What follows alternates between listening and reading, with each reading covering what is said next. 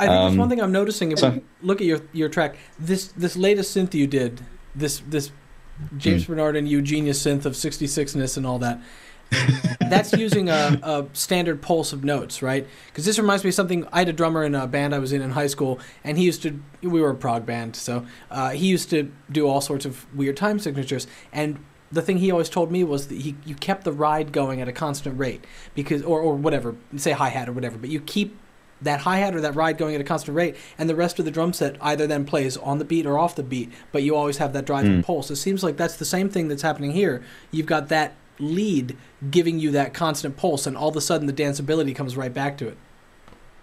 Yeah, it's kind of interesting because especially when you're working in 5/4 time, it's a lot of people kind of, if you think of 5/4 as kind of 1 2 3 4 5 1 2 like that, it does seem kind of unusual and a bit quirky, so you kind of have to work around that.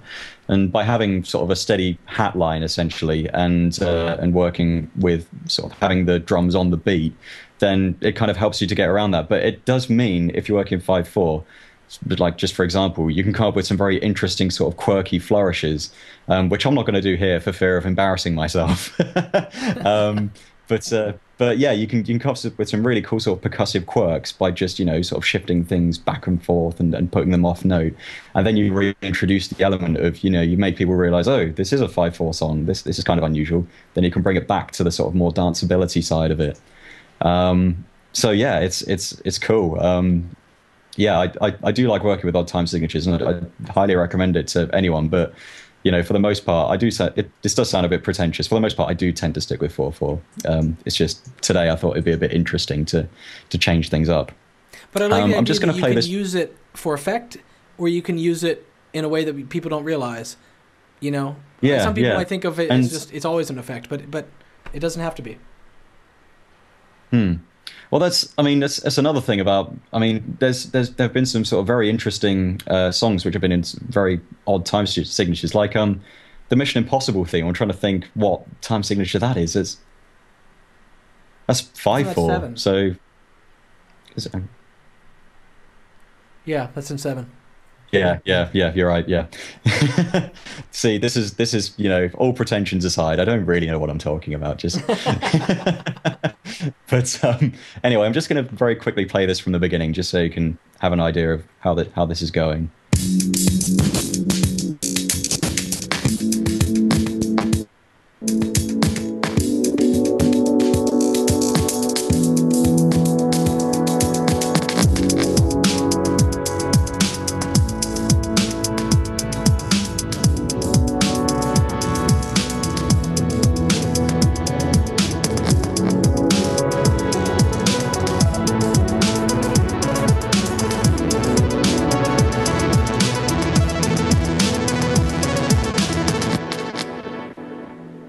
That's kind of neat. That's a neat little start to a track. I'm probably going to leave it there, basically. But things I would do to change this track, if I was going to make it into a full track, I'd introduce some sort of transition just before the main drums come in. In fact, I'm going to do that now. Just have a snare play before they come in, just so the listener's not taken quite so off guard. So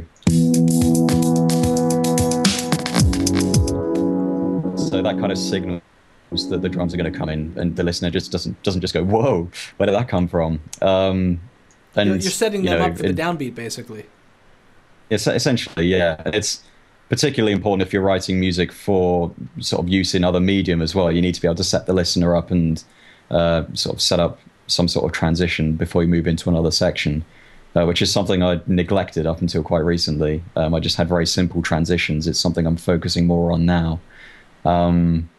Yeah, but I'm just going to leave this for now. I'm going to save it, so do this. And I will. You want to export it, and I think you can even Skype transfer it over. Yeah, to me. sure. I've got a few questions from people. We'll chit chat, get it over to me, and then we can hopefully play it over the Ustream broadcast at a higher bandwidth than through Skype and then through Ustream. Cool. Okay. What I'm going to do is I'm just going to export it, and then I'll MP3 it so it doesn't take all year to send. Right. Good call. One thing I should probably mention is my internet connection is not amazingly fantastic here. So if it's lasted this long, then I'm amazed. Yeah, it's great. That's great. 320. Yeah, I think it's done pretty good. One thing I've one of the things that people are saying in the forums, kind of funny, is they said that it's the Skype connection, ironically, was a little glitchy. So it was glitching your glitch. Oh, well, there we go. I'm just going to send this now. So this will probably eat up all my remaining bandwidth, and I'll just get disconnected very, very quickly. But here we go. Let me accept that. That should be sending. It should be sending to you now. Now, while that's something. Go ahead. Oh, I was going to say something that's kind of confused me recently is this is kind of a personal rant rather this file is sending, is the kind of threads that keep popping up on the Reason forums on the Propellerhead forums, which are sort of, why is there no MP3 export in Reason or something like that? Ideally, because when you export your song, you want it to be in a lossless format. You can convert a lossless format to a lossy format at any point. So I don't get it. I do not get that at all. Anyway, that's rant aside. Rant over. Yeah. Well, listen, I've got a few questions that came in from people during the broadcast, and I just want to ask them because they were a little off topic at the time, but I still think they're good questions and people do want to know. So the first one was just a recommendation, someone looking to you for advice on a good mic pre and mic combination. Right. Okay. I can give you a good mic combination, a good mic recommendation. I've been using an SE2200A for about 5 years now. I picked it up in my second year at university. It's kind of interesting because in my first year at university, I had access to the university studios in Huddersfield. So I had access to all kinds of mics, like U87s. And at the end of the day, I found myself, I kept turning to this SE2200, and unknown to me, it's not an expensive mic. I'm not saying it's better than a U87. I'm just saying it's the one I kept turning to, and it's very reasonably priced. So check it out. It's a good mic. It's what I'm using right now. What was that name again? So it's an SE2200A. I see. Okay. I think when I bought it, it was about £120, something like that. So, yeah. But as for mic pre's, at the moment I'm using the pre's built into my audio interface, which is a Focusrite Sapphire, and they're very nice. But before I actually got this, because this is one of the things I won in the competition, one of the things I managed to swipe. I used to use a little sort of outboard pre box, which was a DBX mini pre. And that was great. I used it all over the place for all the vocals on my first album, Distant Activity, and before that, it all comes from that DBX mini pre. So it's a great little box. If you just want a pre box, check it out. Well, if they still make them, that is. Gotcha. If they don't, then yeah. But yeah, I got a question here. This one's a long one, and answer as much as or as little as you want. But somebody asked for your top 10 techniques, and they mean maybe it doesn't have to be the top 10, but is there some stuff that you find yourself doing all the time? I always wire the gate out of a redrum to a Kong so that I can step sequence Kong, or I always, you know what I mean? Well, unfortunately, I think I've showed you a lot of a fair few of the tricks I tend to use. I tend to sidechain the bass with the kick. If I'm working on a track, because recently I've been working a lot more with Rewire and Cubase, because a couple of months ago I picked up Complete.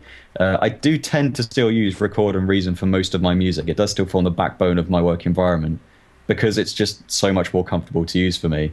But if I'm working on a track for a specific purpose, then I might turn to Cubase. And I've got a little combinator setup. Basically what I tend to do is I have 4 submixes in this Reason document.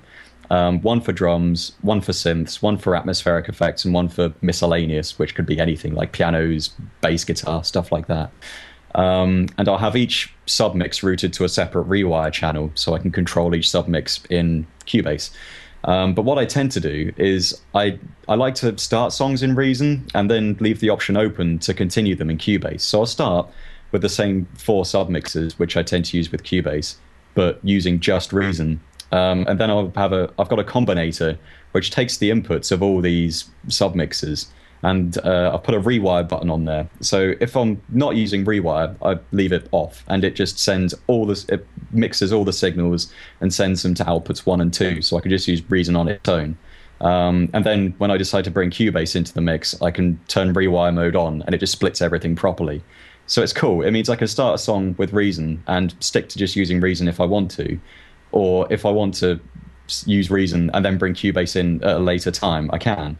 So it's kind of nice. I'm not tying myself down to one working environment. And starting a song in Cubase is something I'm not a big fan of. It's like working in a spreadsheet. I'm not a big fan.